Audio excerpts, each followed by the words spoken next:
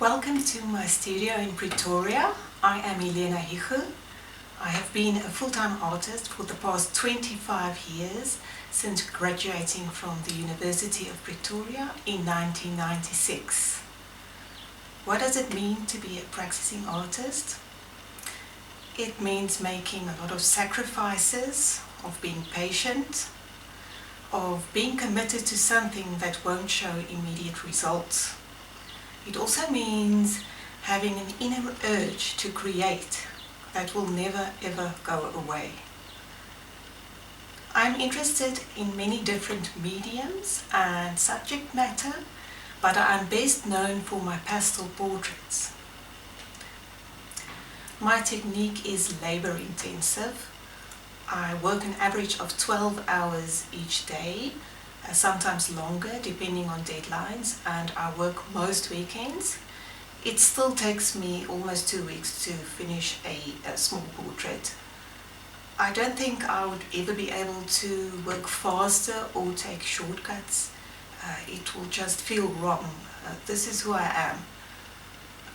Perhaps it's a little bit obsessive compulsive behavior, I don't know, but I like to tap into every last bit of information of my imagery. My work is not really that realistic when you look at it closely. I try to take it beyond realism, almost like seeing more than what is really there or what is apparent. My oils takes a little bit faster because I use a sketching kind of technique and only 1 or 2 colors. I prefer using hardboard as my support. This is perhaps a bit unconventional, but it is the kind of support which I prefer, which works best for me. The hardboard is sanded down first to give the pastel the right kind of surface to cling to. Ideally it should feel velvety to the touch. Initially a line drawing is made with charcoal, after which I start building up the drawing with pastel. My easel is placed at a slight angle leaning forward so that the pastel particles will not fall on the bottom part of the drawing while working. I also do not fixate my work, so I have to be very careful while working not to smudge the rest of the drawing. After a drawing is finished and after I have photographed it, it needs to be framed behind glass as fast as possible.